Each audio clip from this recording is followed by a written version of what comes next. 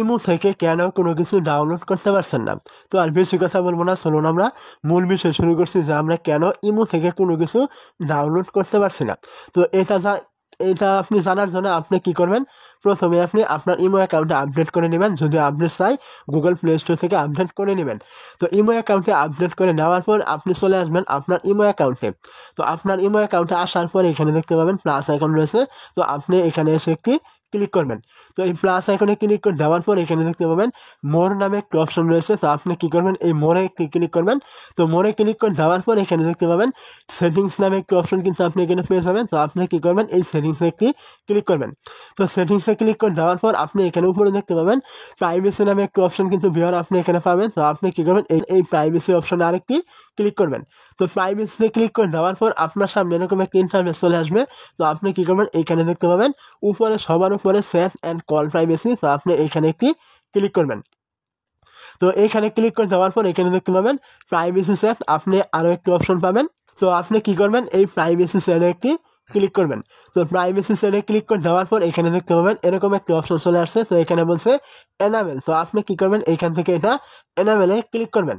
তো এনাবেলে ক্লিক করে দেওয়ার পর আপনার ইমেতে যতগুলো ফ্রেন্ড রয়েছে সবগুলো ফ্রেন্ড কিন্তু আপনার এখানে চলে আসবে। তো এখন আপনি কি করবেন, এখান থেকে কিছু ফ্রেন্ড আপনার ইচ্ছা মতো এখান থেকে সিলেক্ট করে দেবেন। যেমন আমি এখান থেকে কিছু ফ্রেন্ড আমি সিলেক্ট করে দিলাম। তো সিলেক্ট করে দেওয়ার পর এখান থেকে টিক মার্কে ক্লিক করে দেবেন। তো অবশ্যই ভিডিওটি সম্পূর্ণ দেখবেন, তা নাহলে কিন্তু বুঝবেন না।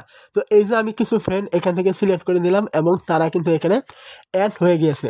তো এইগুলো অ্যাড করার মানে হলো আমি যখন এই লোকগুলোর সাথে কথা বলবো, তো তাদেরকে যখন কোনো কিছু সেন্ড করব, তারা কখনোই আমার ওই সেন্ড করা ফটো হোক, ভিডিও হোক অথবা কোনো ডকুমেন্ট হোক, তারা সেগুলো ডাউনলোড করতে পারবে না, কাউকে শেয়ার করতে পারবে না এবং কি স্ক্রিনশটও দিতে পারবে না। তো এই জন্য কিন্তু আমি এই লোকগুলোকে এখানে অ্যাড করেছি। তো এখন আপনি কারো ইমো থেকে কোনো কিছু ডাউনলোড করতে পারছেন না অথবা শেয়ার করতে পারছেন না এবং কি স্ক্রিনশটও দিতে পারছেন না, তো আপনি বুঝে নেবেন তারা হয়তো আপনাকে এইভাবে অ্যাড করে দিয়েছে, যার কারণে আপনি তাদের ওখান থেকে কোনো কিছুই ডাউনলোড করতে পারছেন না। তো হোক সেটা তারা জেনে করেছে অথবা অজান্তে করেছে।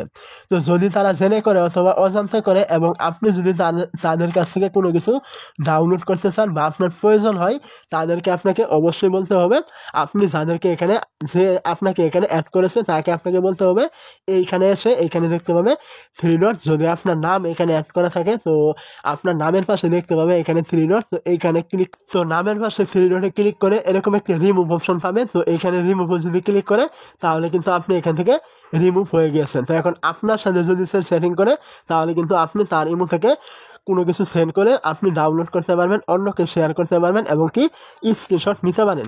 তো আমি কি বলেছি আপনারা অবশ্যই বুঝতে পেরেছেন। যদি বুঝতে না পারেন তাহলে আপনারা অবশ্যই কমেন্ট করে বলে দেবেন, আমি আপনাদের আবারও রিপ্লাই দেওয়ার চেষ্টা করব বুঝিয়ে দেওয়ার জন্য। তো এখান থেকে আপনাকে যদি সে রিমুভ করে দেয় তাহলে সে আপনাকে কোনো কিছু সেন্ড করলে আপনি সেটা ডাউনলোড করতে পারবেন, স্ক্রিনশট নিতে পারবেন, অন্য কাউকে শেয়ার করতে পারবেন। আর যদি সে আপনাকে এখান থেকে রিমুভ না করে অ্যাড করে রেখে দেয় তাহলে কিন্তু আপনি জীবনে কখনোই আপনি তার কাছ থেকে কোনো কিছু ডাউনলোডও করতে পারবেন না, স্ক্রিনশটও নিতে পারবেন না এবং কি অন্য কাউকে সে কোনো কিছু সেন্ড করলে সেটা কিন্তু শেয়ারও করতে পারবেন না। তো আপনি অবশ্যই তাকে বলবেন যে এখান থেকে সে যেন আপনাকে রিমুভ করে। এটাই একমাত্র সমাধান আপনি ইমো থেকে কোনো কিছু ডাউনলোড করার জন্য, এছাড়া আর কোনো সেটিংস আপনার নেই। তো আপনি যত ভিডিও দেখেন আপনার মূল কাজ হলো এটাই, আপনাকে তাকে বলতে হবে যে সে যেন এখান থেকে আপনাকে রিমুভ করে। যদি আপনি ভালো কিছু ডাউনলোড করতে চান অথবা সমস্যা হয় তাহলে অবশ্যই সে আপনাকে এখান থেকে রিমুভ করে দেবে এইগুলো ডাউনলোড করার জন্য। তো এই ছিল মূলত আজকের ভিডিওটি যদি ভালো লাগে তাহলে অবশ্যই একটি লাইক করবেন, আর ভালো না লাগলে কমেন্ট করে বলে দিবেন ভিডিওটি আপনার কেন ভালো লাগেনি।